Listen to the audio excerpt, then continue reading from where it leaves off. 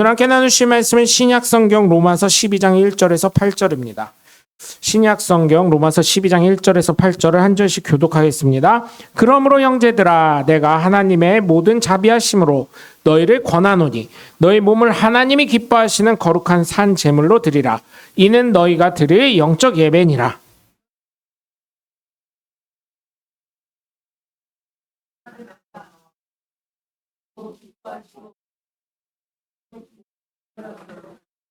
내게 주신 은혜로 말미암아 너희 각 사람에게 말하노니 마땅히 생각할 그 이상의 생각을 품지 말고 오직 하나님께서 각 사람에게 나누어 주신 믿음의 분량대로 지혜롭게 생각하라.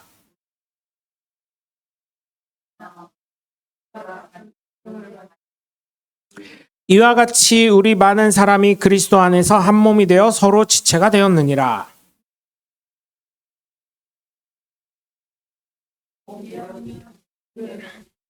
혹 섬기는 일이면 섬기는 일로, 혹 가르치는 자면 가르치는 일로.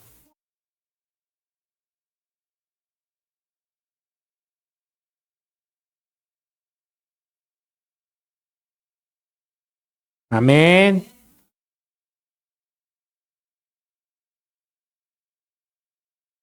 네, 할렐루야. 네. 하나님은 어느 누구에게나 장점을 주셨습니다. 단점도 있지만 장점을 주셨습니다. 사실 목회자라면 제가 이 설교 준비하면서 참 안타까운 게 목회자라면 장점을 봐야 되는데 저 같은 부류의 사람은 장점도 보지만 단점도 본다는 것입니다. 왜? 사람이니까요. 그죠? 우리 장로님 권사님들도 그렇지 않아요? 사람을 장점만 보기도 하지만 단점도 보죠. 그렇지만 그래도 뭘 많이 보시려고 노력을 해요? 장점을 보시려고 하는 거죠. 마치 하나님은 우리 육신의 부모처럼 영적 아버지시니까 어때요? 장점을 보시려고 노력을 많이 하십니다. 사람의 습성을 장점을 가지고 이용을 하시죠. 특히 오늘 로마서를 쓴 사도 바울은 어때요? 아예 말씀하셨죠. 다메섹 도상에서. 그래서 3일간 왜 나를 핍박하냐 하고 그 다음에 다메섹 도상에서 예수 믿는 사람들에게 갔을 때 어떻게 해요? 이방인의 선지자로 내가 쓰려고 할 그릇이라고 예수님이 말씀을 전해줍니다. 그래서 사도 바울이 지난주 설교에도 뭐라고 했어요? 이방인의 사도가 된 것을 영광스럽게 생각한다고 고백을 하죠. 이방인의 사도예요. 왜요? 사도 바울을 이방인의 사도로 쓰실 수밖에 없었던 이유가 뭘까요? 여러분 사도 바울에 대해서 한번 생각해 보실까요? 사도 바울을 왜 이방인의 사도로 썼을까요? 첫 번째로 생각하면 사도 바울은 어때요? 로마의 시민권자였어요. 그래서 사도 바울을요, 아무리 이스라엘 백성들이 핍박하고 억압하고 물론 나중에 순교를 했지만 어때요? 사도 바울을 어떻게 할 수가 없었어요. 그럼 어떻게 돼요? 로마 시민을 이스라엘 백성들이 식민지 나라 사람들이 때린다. 그럼 어떻게 돼요? 죽음이죠. 그죠? 로마 황제에 대한 반란이죠. 우리나라 일제시대 때도 어땠습니까? 일본 시민권 취득한 사람을 조선 사람이 때려요. 그러면 영화에서 많이 보셨죠? 장군의 아들이나 이런 데서 보면 어때요? 일본 경찰들이 막 쫓아와가지고 어떻게 합니까? 때리고 감옥에 가두고 고문을 하고. 왜? 일본 사람을 때렸다는 이유 하나만으로. 그렇게 되는 거예요. 첫 번째는 로마 시민이기 때문에 어떤 누구도 사도 바울이 말한 거에 대해서 변증을 할 수 있지만 사도 바울을 억압할 수가 없었어요. 핍박할 수가 없었어요. 두 번째, 이스라엘의 그 사회에서도 어땠어요? 이 당시 로마 시민이었다는 건 돈이 굉장히 많고 학식이 많았다는 반증이 될 수 있어요. 학식은 없어도 돈은 많았다는 얘기예요. 사도 바울이 대제사장한테 예수 믿는 사람 다메섹 도상 가기 전에 어떻게 했어요? 예수 믿는 사람들 다 잡아 죽이게 도장 찍어 해가지고 도장을 찍었어요. 그만큼 저명한 사람들, 이 우리나라로 따지면 뭐예요? 경찰서장, 경찰청장, 시도지사를 다 알았던 사람이에요. 그래서 사내들인 공의회 회원이었다는 얘기를 합니다. 그죠? 두 번째로는 그거예요. 세 번째로는 또 학자였어요. 율법에 만능한 사람이었어요. 그러니까 그 밑에 얼마나 제자들이 많았겠어요. 그렇기 때문에 제자들이 많았기 때문에 어때요? 사람이 한번 확 바뀌면 어때요? 네? 사람이 한번 바뀌면 어떻습니까, 여러분? 사람이 예를 들면 이런 거예요. 마치 제가요 침례교 하다가 이제 침례교 못 하겠습니다 이래놓고 침례 교인들이시지만 나 타 교단으로 갈 거예요 이렇게 하면 어떻게 해요? 이제 둘 중에 하나를 선택하시는 거죠. 나는 그래도 침례교가 좋사오니 하면 침례교에 어디로 가셔야 되는 거고, 난 침례교 그래도 명목사가 타 교단 갈 때는 이유가 있어 하고 제 편을 들어주신 분들은 같이 타 교단으로 가는 거고. 무슨 말씀인지 이해하시죠? 그렇게 되는 거예요. 그것처럼 사도 바울이 수많은 제자와 수많은 인맥들이 있어서 예수 믿는다고 개종을 했을 때 그 당시에 얼마나 많은 변혁이 일어났겠습니까? 그래서 예수님이 사도 바울이 물론 예수 믿는 사람을 때려 죽이려고 한 것도 있지만 어떻게 해요? 이러한 이유들로, 더 많은 이유들이 있겠지만 우선 이렇게 대략 3개로 사도 바울을 이방인의 사도로 쓴 거예요. 왜요? 그 사람이 그만큼 그 당대에 나름 잘 나가는 사람이었으니까. 여러분 제가 말씀드리잖아요. 예를 들어서 여러분이 좋아하실지 싫어할지 모르겠지만 오늘 예배에 이재명 대통령께서 여기 오셨다고 쳐봐요. 그럼 어떨까요, 여러분? 저희 교회 분위기가. 한번 생각해 보세요. 바뀌지 않을까요? 그리고 저희 교회로 또 이재명 대통령이 여기 와가지고 유튜브 방송하면 또 정치 뭐 어쩌저쩌고 할 수 있지만 그래도 대통령이 쓰신 거니까 이미 된 거니까 왕이나 마찬가지니까 이재명 대통령께서 여기 모르는 사람, 저도 모르는 사람, 처음 온 사람들이 쭉 있어요.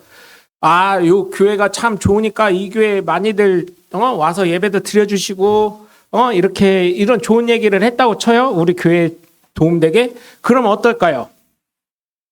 이재명 대통령을 굉장히 좋아하시는 분들은 종교가 뭐든 그래 이재명 대통령이 그렇게 하니까 나 이 교회 등록해야지 그러지 않을까요? 예를 들면 그렇다는 얘기예요.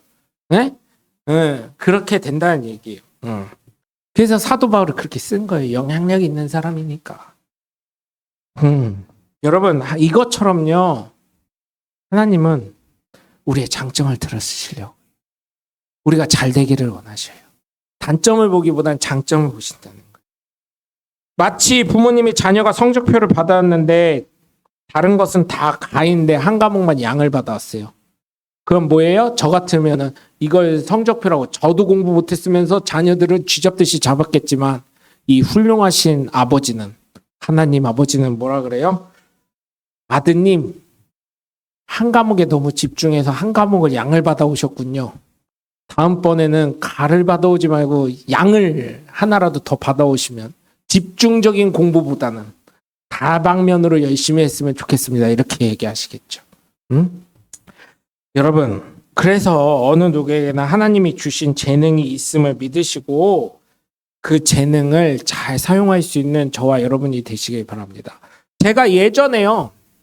제가 전도사 때요. 그 반석동에 있을 때 제가 전도하러 다닐 때 뭐라고 했냐면 여러분이 웃으실 수도 있는데 전도할 때 뭐라고 했냐면 요 앞에 큰 교회 새로 졌잖아요.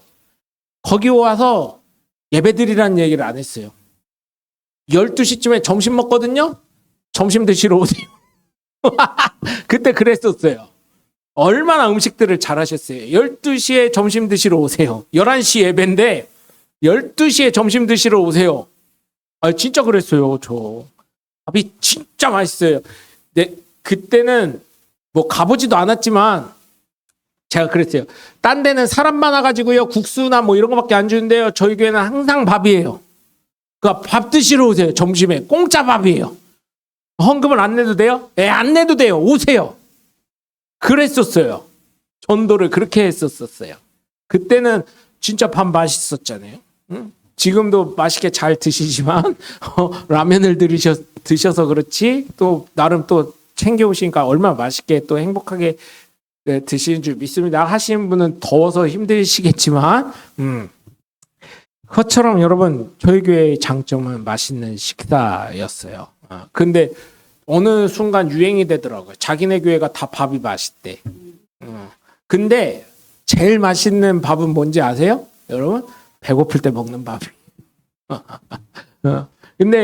근데 이 주일날 같은 경우는 12시쯤 되면 배가 고파요. 왜냐면 늦게까지 자다가 밥도 공짜로 준대. 헌금 안 내도 된대. 그냥 밥이나 먹으러 오래. 그 12시쯤 갔다가 밥 먹으면 되니까. 그러면은 그런 과정을 그렇게 거쳤었던 거예요. 밥을 잘한다고. 그래서 장점이 그거였었어요. 장점을 잘 발견하시고 잘 사용하시길 부탁을 드려요. 오늘 말씀을 보면 다른 무엇보다 하나님께 드리는 예배에 최선을 다하라고 성경은 말씀하고 있습니다. 사도 바울은. 왜? 너희가 산 제물이고 너희가 드릴 영적 예배이기 때문에. 하나님은 단 한 사람 때문에 예배를 안 받으실 수도 있고요. 단 한 사람 때문에 예배를 받으실 수도 있는 거예요. 그 단 한 사람이 나쁜 쪽이 아니라 장점에 내가 속하는 하나님의 귀한 자녀들이 되시길 바라요. 예수 그리스도가 영적으로 육적으로 십자가에 달리심으로 말미암아 모든 죄를 예수 믿는 모든 사람에게 대속해 주신 것처럼 우리도 역시 어떻게 해요? 우리가 예수님처럼 달릴 수는 없지만 예수님이 하나님께 물과 피를 다 쏟으시면서까지 나를 살려주신 것처럼 구원해 주신 것처럼 우리 역시 어떻게 해야 됩니까? 이 예배를 통해서 하나님께 영광 돌릴 수 있는 사람이 되셔야 될 줄 믿습니다. 네. 또 여러분 하나님의 뜻이 무엇일까 또 생각하시길 바라요. 2절을 보면 너희는 이 세대를 본받지 말고 오직 마음을 새롭게 함으로 변화를 받아 하나님의 선하시고 기뻐하시고 온전한 뜻이 무엇인지 분별하라 그랬어요. 하나님의 뜻이 무엇일까? 물론 이런 경우도 있어요. 나에게 마음 주신 것도 하나님이실 수 있어요. 그런데 그때 이게 내 욕심인지 하나님이 주신 마음인지 한번 구별을 할 필요가 있다는 거예요. 그래서 제가 늘 말씀드리잖아요. 어떤 처녀가 맨날 새벽마다 기도를 했어요. 하나님 좋은 남편감 주세요. 좋은 남편감 주세요. 이렇게 기도하다가 뭐라고요? 목사님이 하도 새벽에 그렇게 와가지고 기도를 해가지고 젊은 처자가 잠도 많을 건데 새벽마다 안 나오던 교인이 새벽 기도 나오면 어때요? 목사님이 참 마음이 불편해진다고요. 그래서 자매님 기도 제목이 뭐요? 이랬더니 좋은 이제 나이도 찼으니까 좋은 남편감 달라고 기도하고 있어요. 그랬더니 그래서 1년을 넘게 기도해도 그게 응답이 안 되는 것 같아. 목사님 그런 답을 내리셨어요. 그래서 그거를 하나님이 원하시는 뜻이 무엇일까 한번 생각해봐서 기도하라고. 그랬더니 그 다음 날부터 기도가 바뀌었어요. 하나님 우리 엄마 아빠에게 좋은 사익감 주세요 하고 기도했다고. 여러분 하나님의 뜻이 어디에 있는지 한번 생각해 보시라는 겁니다. 그게 내 욕심인지 하나님의 영광을 나타내기 위한 것. 제가 뭐라 그래요? 제가 기도할 때 저는 약간 대화식으로도 하고요. 투쟁도 부려요. 하나님 내가 잘 돼. 하나님 잘 되는 거요. 내가 망하면 하나님 망하는 거요. 응? 별거 아닌 것 같아도 야 명목사 뭐 이렇게 얘기하는데 내가 잘못되면 하나님 잘못되는 거요. 나 망했다고 소문나면 하나님 개망신이요. 막 이렇게 기도하거든요. 그래서 안 망하게 하시려고 노력을 많이 하실 줄 믿습니다. 그리고 3절부터 보면 뭐라 그래요? 내게 주신 은혜로 말미암아 너희 각 사람에게 말하노니 마땅히 생각할 그 이상의 생각을 품지 말고 오직 하나님께서 각 사람에게 나눠주신 믿음의 분량대로 지혜롭게 생각하라. 응? 각 사람의 믿음의 분량대로 지혜롭게 생각하라는 거예요. 그러면서 4절에 보면 우리가 한 몸에 많은 지체를 가졌으나 모든 지체가 같은 기능을 가진 것이 아니니 이와 같이 우리 많은 사람이 그리스도 안에서 한 몸이 되어 서로 지체가 되었느니라.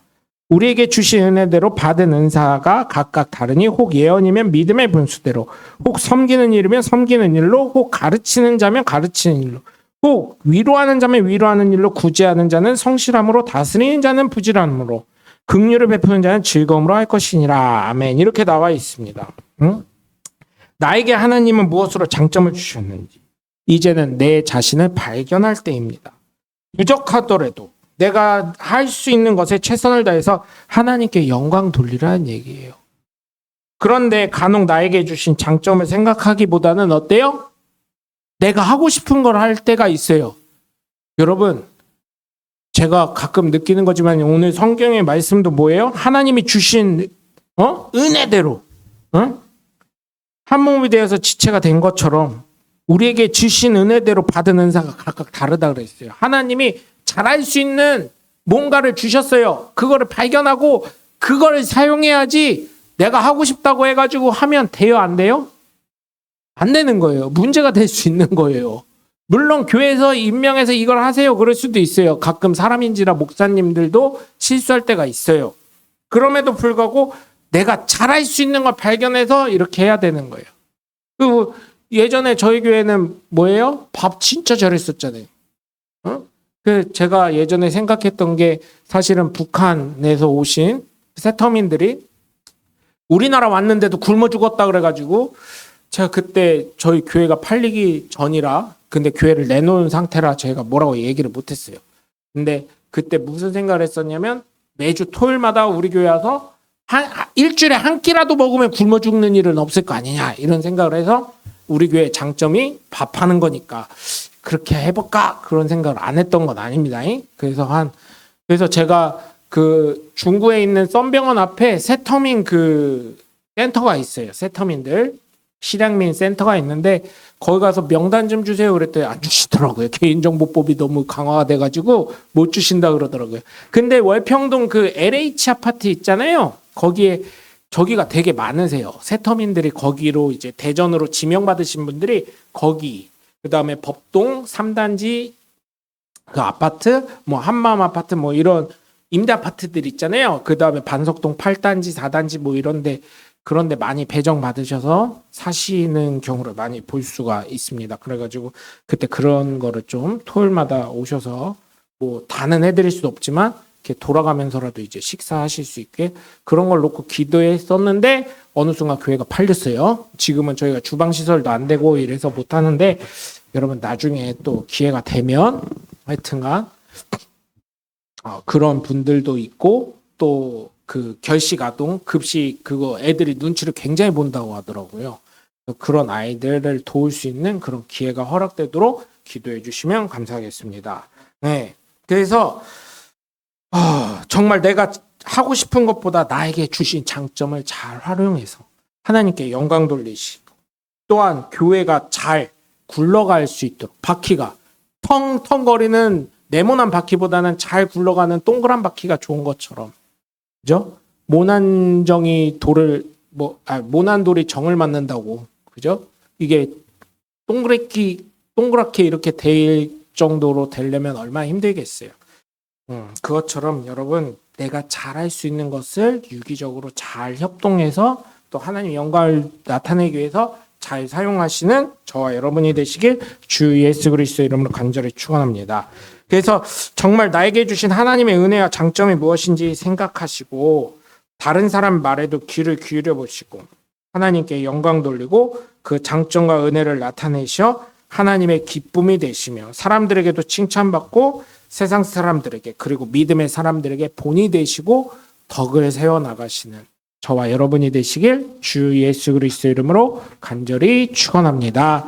기도하겠습니다.